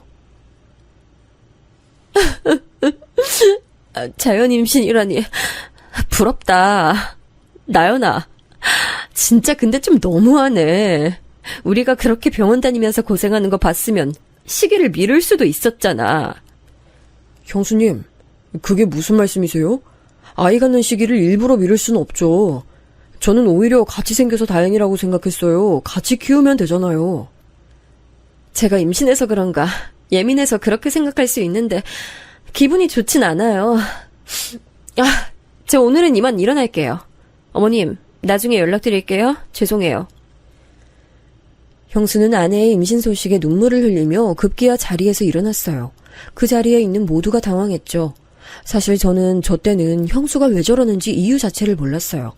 나중에 아내가 형수는 어릴 때부터 유독 자기한테 예민했다고 하더라고요. 심지어 대학에 갈 때도 아내와 같은 고등학교에 다녔다고 했잖아요. 아내는 장학금 받고 들어갔다고 해요.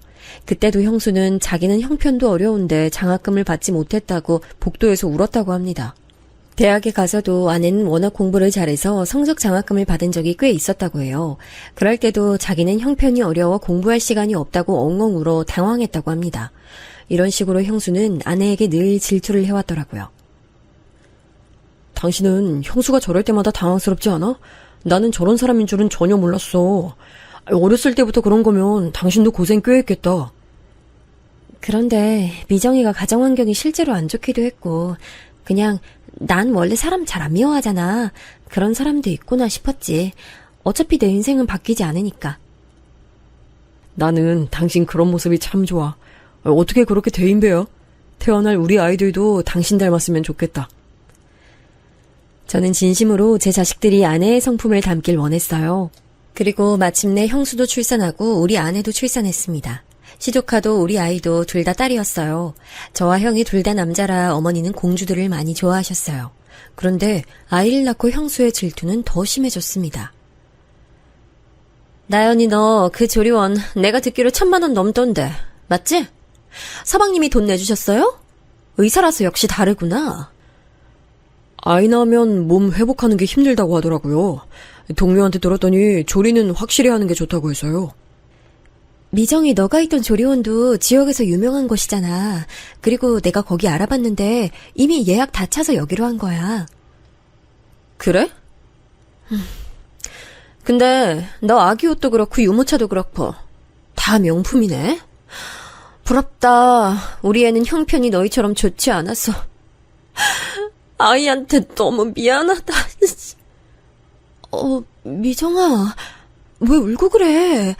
아니야, 이게 뭐가 중요해. 사랑을 많이 주면 되잖아. 이런 용품이 그렇게 중요한 건 아니잖아. 중요한 게 아니면 그 유모차 나 주면 안 돼? 어차피 너희는 하나 더 사도 가게에 아무 문제 없잖아. 형수님, 아니 이런 식으로 만나면 형수는 대놓고 우리 부부를 부러워했어요. 실제로 전날 아내는 있는 사람이 베풀자며 유모차를 형수에게 주고 왔죠. 제가 아는 것만 해도 유모차, 아기 옷들이 꽤 많습니다. 아마 저 모르게 가져간 것들까지 합하면 더 많겠죠? 이런 일들이 지속되니 저는 형수와 형을 만나는 게 점점 불편해졌습니다. 그런데 이런 말을 하면 아내는 그냥 우리가 참자고 있어요. 어차피 나는 미정이가 저렇게 나오는 거 익숙해. 우리 관계 때문에 당신이 아주버님하고 만나는 게 불편해지면 난 그게 더 불편해. 그냥 신경 쓰지 말고 내가 행동 제대로 할 테니까 너무 깊게 생각하지 마.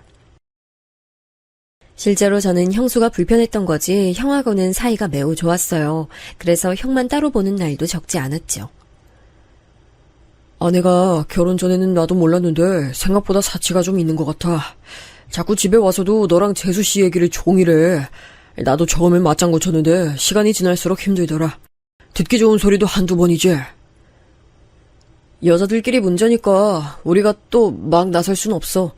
그냥 나도 불편한데 아내가 괜찮다고 하니까 어쩔 수 없네. 우린 어머니나 잘 챙기자. 하지만 신경을 쓰고 싶지 않아도 아이들이 크면서 형수 태도는 더 심해졌습니다. 앞서 말했듯 형수는 집안 형편이 좋지 않았어요. 아픈 사돈어른은 우리 병원에 입원하셨죠. 반면 장인어른과 장모님은 평소 건강관리를 정말 열심히 하셨어요. 그래서 건강 문제는 전혀 없었습니다.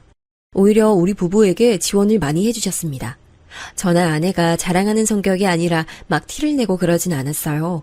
그런데 만날 때마다 아무래도 얘기하고 있는 게 있으니 형수의 질투심을 자극했던 것 같아요. 둘째 가졌다며? 그래, 한 명만 있으면 외로울 수도 있지. 너무 축하해. 건강하게 잘 나았으면 좋겠다. 네, 아내가 본인이 외동이라 외로웠다고 한 명 더 낳자고 해서요. 저도 형 있어서 좋았으니까 좋은 결정이라고 생각해요. 어머니와 저런 대화를 했는데 형수가 옆에 있었나 봐요. 나중에 아내에게 전화가 오더라고요. 아니야, 그건 오해야. 우리가 뭐 다정이 불쌍하다고 생각하겠어? 그냥 우리 민지가 외로울까봐 그런 거야. 내가 외동이잖아. 그래.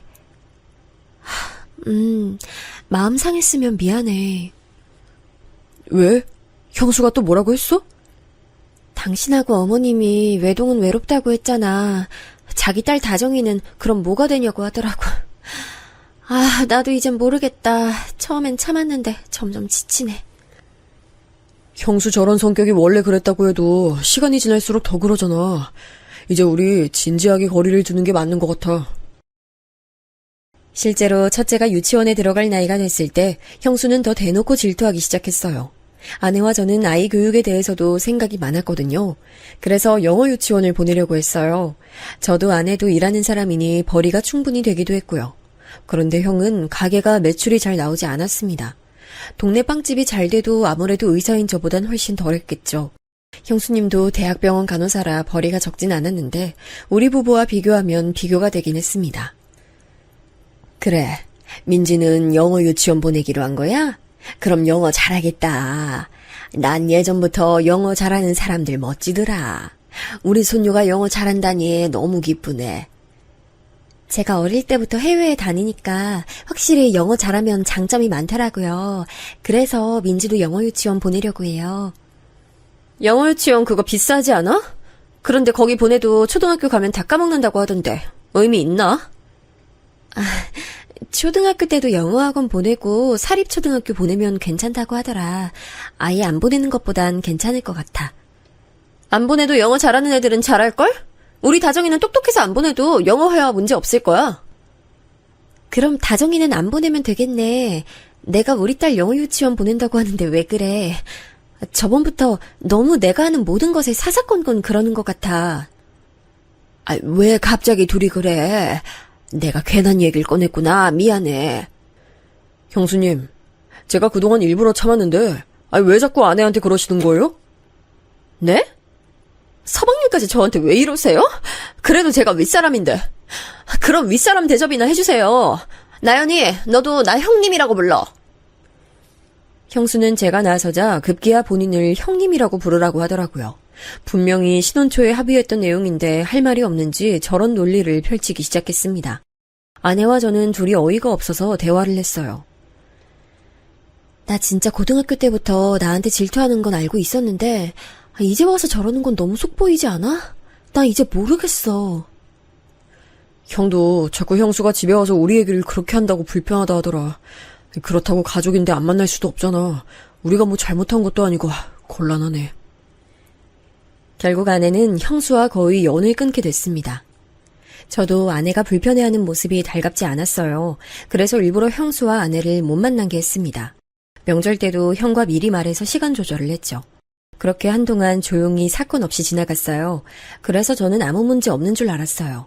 그런데 제가 그때 마침 병원에서 바쁜 일이 생겼어요. 원래도 바쁜 편인데 하필 일이 늘어나서 더 바빠졌습니다. 아무리 시간을 내어 집에 가고 싶어도 갈 수가 없었어요. 연락도 하루에 겨우 시간을 내어 아내에게 하기도 했죠. 같은 병원에서 일해도 저도 바쁘고 아내도 스케줄 근무라 자주 볼 수는 없었어요. 실제로 아내가 그때는 중간에 둘째 임신으로 인해 쉬기도 했죠. 그런데 어느 날부터 아내 분위기가 이상해졌습니다. 제가 집에 오면 예전엔 환한 웃음으로 반겨줬어요. 그런데 언제부턴 제 얼굴을 보지도 않더라고요. 눈도 마주치지 않았어요. 자기야, 뭐 나한테 화난 거 있어? 있으면 말해줘. 내가 요즘 일이 바빠서 자기한테 신경 쓰지 못해서 너무 미안해. 아니야. 그런데 당신 어제 혹시 어디 갔어? 나한테 병원이라 했잖아. 어제? 나 어제 병원에서 종일 수술했지? 왜? 아니야. 이런 식의 대화가 점점 늘어갔어요. 저는 그런데 아내에게 거짓말한 게 전혀 없거든요. 정말로 숨기는 게 전혀 없었습니다. 그런데 저런 식으로 의심이 늘어나니 어느 순간부터는 기분이 나빠지기 시작했죠. 향수는 나도 모르겠어. 내가 미쳤다고 다른 사람 향수를 내 옷에 뿌려? 옷이 바뀔 수도 있잖아. 도대체 왜 자꾸 이런 의심을 하는 거야? 당신답지 않아. 무슨 옷이 바뀌어. 말이 되는 소리를 내. 당신 그거 변명이야. 내가 뻔히 집에서 옷 세탁하는데 갑자기 여자 향수 향이 나잖아. 그러니까 나는 정말 모르는 문제라니까. 누가 몰래 와서 향수를 뿌렸나 봐. 나도 내가 말하면서 웃겨. 그런데 그게 아니면 말이 안 돼. 당신 일할 때 누가 와서 일부러 여자 향수를 뿌렸다고? 진짜 이제 말까지 지어내니? 아내의 의심이 늘어나면서 확실히 부부싸움의 빈도도 잦아졌어요. 저는 일하느라 바빴던 건데 너무 억울하더라고요. 일하면서 여유가 없으니 아내의 기분을 풀어주는 것도 힘들었습니다. 그렇게 아내와의 관계가 소원해지며 서로 대화도 덜하기 시작했어요. 확실히 대화를 덜하니 오해가 더 생기는 기분이 들었습니다. 어느 순간 저도 문제를 인지하기 시작했어요. 그래서 아내와 대화로 풀고 싶었습니다. 당신이 자꾸 나를 의심하는 것 같은데 애초에 내가 바람이 났다고 해도 그 상대가 없잖아.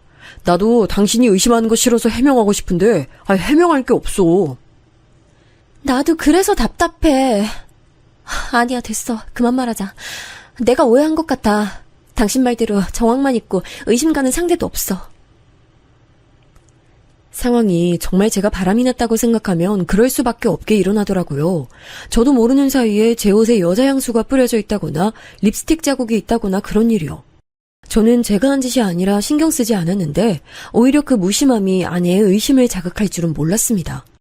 그리고 시간이 흘러 이 일은 자연스럽게 언급되지 않았어요. 상대가 없으니 의심할 수도 없었죠. 그러다 아내는 둘째가 유치원에 가며 복직하게 됐습니다. 같이 병원에서 일하며 맞는 시간엔 밥도 먹고 퇴근 시간이 맞으면 집에 같이 가기도 했죠. 그렇게 다시 사이가 좋아지나 싶었습니다. 그런데 그러다 제 밑으로 신입 의사 한 명이 들어왔어요. 원래 신규면 선배가 챙겨주는 게 당연하잖아요. 제 직속이기도 하고 그래서 이제껏 제가 했던 것처럼 챙겨주고 있었어요. 그러면서 아내에게 소개하기도 했죠. 아, 안녕하세요. 이번에 새로 오신 분이라고 말씀 많이 들었어요. 네, 안녕하세요. 저도 얘기 많이 들었어요. 서로 안면도 트일 정도로 저는 당당했습니다. 그리고 제 성격이 남들보다 세심하거나 그러지도 않아요. 절대 의심이 될 만한 짓은 하지 않았습니다. 그냥 회식 자리가 있으면 그 친구 택시를 태워주고 그러긴 했어요. 하지만 딱 사회생활 정도였지 거기서 더 나가거나 하지 않았습니다. 같은 병동에서 일하니 근무 시간이 겹치면 커피를 사주기도 했죠. 그냥 딱 직장 선후배 관계였습니다. 알고 봤더니 신입이 아내와 같은 고등학교를 나왔더라고요. 세상이 정말 좁다는 생각이 들었죠. 같은 동문이라는 소리를 듣고 더 조심했어요. 그러던 어느 날 퇴근 전에 신입에게 전화가 걸려왔습니다. 전화를 다시 했더니 받지 않더라고요. 그냥 무시하고 집에 가려고 했는데 문자로 주소 하나가 찍혀 있었어요. 선배님, 여기로 와주세요. 딱 저 메시지를 받고 사실 가지 않으려고 했습니다.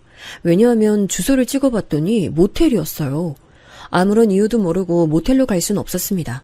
그래서 그냥 집 주소를 찍고 가려고 했는데 다시 신입에게 전화가 왔어요. 무슨 일 있어? 나 지금 집 가려고. 도움 필요하면 다른 선배한테 부탁해봐. 그런데 신입은 아무 말도 하지 않았어요. 말을 안 하니 저도 할 말이 없어서 전화를 그냥 끊었습니다. 그런데 문자로 자꾸 와달라는 말을 했어요. 선배님, 한 번만 와주시면 안 될까요? 제가 지금 몸이 너무 아파서 그래요.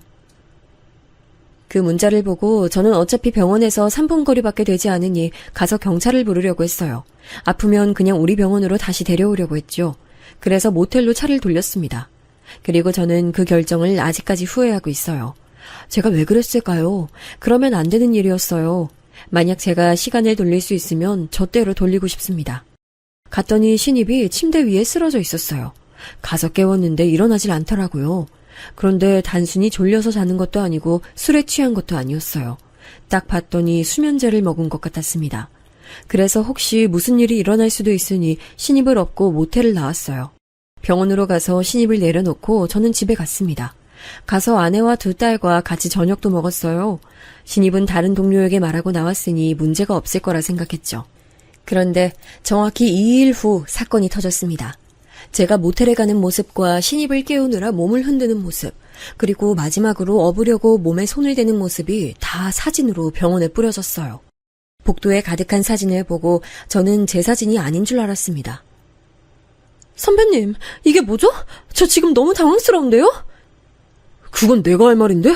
아니, 도대체 이거 누가 그런 거야? 아니, 사진을 찍어서 뿌린 것도 그런 건데 선배님이 왜 저기로 오셨어요? 그게 무슨 소리야? 너가 나한테 와달라고 했잖아. 네? 저 처음 듣는 얘긴데요? 그냥 학교 선배랑 술 마시고 잔 거였어요. 일어났더니 병원이라 저야말로 놀랐다고요. 신입에게 들은 말은 충격적이었습니다. 하지만 그 내용의 진위 여부를 파악하기도 전에 사건이 터졌어요. 갑자기 동료가 저희를 보고 달려왔거든요. 야, 재훈아. 야, 어떡하냐, 어떡해. 몰라. 나도 이거 사진을 누가 찍은 건지도 모르겠고. 복잡하다. 아니, 그게 아니고. 야, 지금 너 빨리 밖으로 나가봐. 이걸 어떡하냐? 동료의 말을 듣고 급하게 밖으로 나갔더니 믿을 수 없는 광경이 펼쳐졌어요. 아내도 같은 병원에서 일했잖아요. 출근하고 그 사진을 직접 목격한 거예요. 그리고 아내는 그대로 극단적인 선택을 하게 됐습니다. 이미 하늘로 간 아내의 몸을 붙잡고 얼마나 울었는지 몰라요. 아내를 끌어안고 엉엉 울며 미안하다는 말만 되뇌었습니다. 게다가 주말에 겨우 시간을 내서 두 딸과 함께 여행을 가자고 했거든요. 여행은 가지도 못하게 됐죠. 무슨 정신으로 장례를 치렀는지 모르겠어요. 어머니를 붙잡고 울고 형을 붙잡고 울었습니다. 딸들도 엄마를 잃었으니 제정신이 아니었어요. 한동안 아내를 떠나보내고 저는 술이 아니면 잠들 수 없었습니다. 집이 이게 뭐니? 엄마도 너무 속상하다. 민지랑 윤지 학교는 제대로 가고 있어? 엄마가 집안일 할 테니까 너는 너 몸 좀 챙겨. 나연이한테 너무 미안해요. 아휴, 누가 그런 짓을 해서. 사돈도 또 쓰러지셨대. 실제로 장모님은 장례식장에서 쓰러지셨어요. 제가 블랙박스와 그날 근무표까지 보여드리며 억울함을 주장했거든요. 그래서 다행히 바람이라는 헛소문은 잠재워졌습니다. 하지만 아무리 헛소문이 없어져도 아내는 살아 돌아오지 않았죠.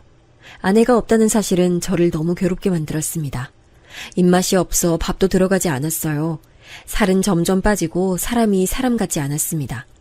그렇게 몇 주의 시간이 지나고 형이 저를 불렀어요. 그리고 충격적인 소식을 듣게 됐습니다. 형이 부른 자리에 나갔더니 신입까지 같이 있더라고요. 둘이 왜 같이 있는지 궁금했지만 그때는 제정신이 아니라 그냥 앉았습니다. 둘은 계속 제 눈치를 보더니 말을 꺼냈어요. 재훈아, 놀라지 말고 잘 들어. 내가 대신 미안하다. 너 그 헛소문 네 형수가 낸 거야. 제가 나연 선배 그렇게 돌아가시고 곰곰이 생각했는데 아무리 생각해도 미정 선배가 의심됐어요. 저도 너무 억울하기도 했고 그래서 알아봤는데 이거 미정 선배 짓이에요. 지금 그게 무슨 말이야? 똑바로 알아듣게 얘기해. 저 그날 미정 선배랑 오랜만에 만나서 저녁 먹었거든요. 원래도 뭐 나연 선배나 미정 선배 만나서 밥 많이 먹으니까 아무런 의심이 없었죠. 그런데 중간부터 기억이 없어요. 수면제를 제가 마시던 술에 탄 것 같아요. 그리고 집에서 카메라를 발견했어. 우리 집엔 이런 카메라가 없거든. 아무리 봐도 이건 네 형수가 꾸민 일이야. 그리고 어느 순간부터 나연 선배가 자꾸 저한테 선배랑 저랑 무슨 일이 있냐고 물어봤어요. 저는 그냥 직장 선후배 사이라고 했는데 믿는 눈치가 아니었거든요. 이젠 이유를 알 것 같아요. 미정 선배가 중간에서 이간질한 거예요. 실제로 병원에서도 선배랑 저랑 같이 다니면 간호사들 눈길이 이상했거든요. 애초에 그렇게 소문을 냈으니까 그랬겠죠? 형과 후배의 말을 들으니 이제야 이해가 갔어요. 그러면서 저는 이 사건을 제대로 조사하기 시작했습니다. 아내와 저를 지키고 나아가 우리 두 딸까지 지켜야 했거든요. 그리고 나연 선배가 집도 잘 살고 워낙 사람이 성품이 좋잖아요. 그래서 간호사들이나 직원들 사이에서도 평이 좋았어요. 미정 선배는 반면에 예민하고 후배들 자주 괴롭히니까 소문 안 좋았죠. 그래서 저한테 사실 나연 선배 욕 많이 했어요. 후배가 아내와 형수와 같은 고등학교 출신이라고 했잖아요. 그래서 자주 만남을 가졌는데 자꾸 형수가 후배를 만나면 아내의 흉을 봤다고 합니다. 저는 이 사건을 그냥 넘어갈 마음이 전혀 없었어요. 아내가 어떤 심정으로 극단적인 선택을 했던 건지 생각하니 피가 거꾸로 쏟는 기분이었습니다. 그래서 경찰서도 찾아갔어요. 가서 CCTV부터 사건을 처음부터 조사했습니다. 그 과정에서 제 옷에 몰래 향수를 뿌린 사람도 형수였다는 게 밝혀졌어요. 저는 이 사실을 알고 형수에게 따지려다 일단 참았습니다. 작은 것부터 다 밝히면 형수에게 오히려 사실을 은폐할 기회를 주는 것 같았어요. 경찰 조사하며 알게 된 사실은 더 가관이었습니다. 아내에게 형수가 전화를 많이 했더라고요. 나중에 녹음된 걸 들어봤더니 웃기지도 않았습니다. 미정아, 너 이런 식으로 나한테 자꾸 내 남편 얘기하면 나 너무 곤란해. 나도 알아서 생각할게. 급한 일이라고 해서 받았더니 이러면 어떡해. 급한 일은 맞지. 실제로 그렇게 둘이 붙어 다닌다 하더라고. 병원에 소문 다 났어. 나연이 네가 나중에 알면 속상할까봐 일부러 내가 말해주는 거야. 내일은 내가 알아서 할게. 그리고 바람이면 내가 해결할게. 제발 가만히 있어. 아내는 형수의 전화를 받고 많이 괴로워하는 게 느껴졌어요. 나중에 후배한테 들은 바로는 원래 학창시절부터 형수의 자격지심이 유명했다고 하더라고요. 그래서 저는 두 분이 형님 동서로 만났다고 해서 얼마나 놀랐는지 몰라요. 나연 선배한테 질투해서 막 뒤에서 욕하고 다니기도 했거든요. 이 얘기를 다 듣고 나니 저는 분노가 차올랐습니다. 절대 그냥 넘어갈 마음이 없었죠. 장인어른과 장모님을 찾아가 모든 사실을 내뱉었어요. 장인어른은 뒤집어지셨습니다. 나는 끝까지 갈 거야. 내 딸 죽인 사람 그냥 놔둘 순 없어. 저도 끝까지 갈 겁니다. 형하고 이미 얘기 끝났어요. 이혼은 당연하고 그 이상의 복수를 할 거예요. 실제로 형은 이미 형수에게 질릴 대로 질린 상태였습니다. 형수가 집에 오면 그렇게 비교를 했다고 해요. 난 이제 더는 못 살겠어. 집이 아니라 감옥 같아. 다정이도 엄마 눈치 보느라 바쁘고 안 되겠어. 돈 못 번다는 소리도 계속하니까 자존감도 내려가고 막상 내가 빵집하며 버는 돈이 아내 월급의 2배는 되는데. 저는 모든 증거를 수집했어요. 형수는 꿈에도 모르고 하하오 웃으며 행동하고 있었거든요. 그 얼굴을 보며 속으로 얼마나 이를 갈았는지 모릅니다. 그리고 마침내 후배와 형의 도움을 받아 모든 사건의 전말이 완성됐습니다. 저는 이걸 글로 써내려가기 시작했어요. 일목요연하게 정리해서 사진까지 포함시켰죠. 그리고 그 종이를 병원 게시판에 다 게시했어요. 그 증거가 너무 완벽해서 반박할 수도 없었습니다. 아니, 이게 뭐야? 서방님, 이게 뭐죠? 저 너무 억울해요. 이러시면 안 되죠? 억울할 게 있나요? 형수님이 했던 짓 다 알고 있어요. 이러면 안 된다는 말은 제가 해야 하는 말 아닌가요? 이미 경찰 동행해서 CCTV도 봤고요. 증인이 얼마나 많은지 아세요? 모텔 주인부터 시작해서 증거가 한두 개가 아니야, 이 사람아! 말하다 보니 저도 복받쳐 오르기 시작했습니다. 억울하게 죽은 아내가 너무 불쌍했어요.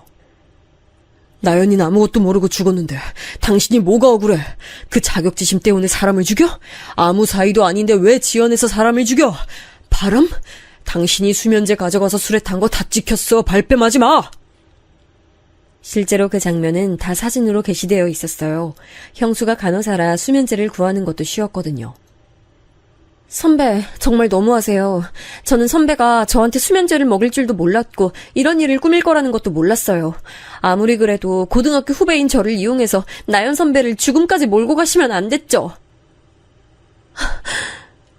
너무 부러웠어. 나연이 인생이 너무 부러워서 견딜 수가 없었어. 난 가지지 못한 걸 다 가지고 있잖아. 돈 많은 부모, 자상하고 돈 잘 버는 남편, 똑똑하고 예쁜 아이들까지.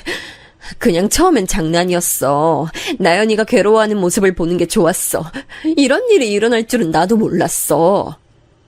웃기지 마. 나는 이거 절대 그냥 넘어갈 생각 없어. 당신 경찰에 고소했고 사기죄, 횡령죄 죗값이나 받아. 참고로 형도 이혼한다니까 이혼 소송까지 각오해. 그래서 실제로 형수는 재판 끝에 감옥에 가게 됐습니다. 낙인이 찍혀 당연히 병원에서 다시 일할 순 없을 거예요. 조카는 형이 키우기로 했어요. 재산 분할할 때도 형의 기여도가 커서 양육권을 포함해서 형은 잃을 게 없었습니다. 형수는 아픈 어머니가 병원에 있다고 했잖아요.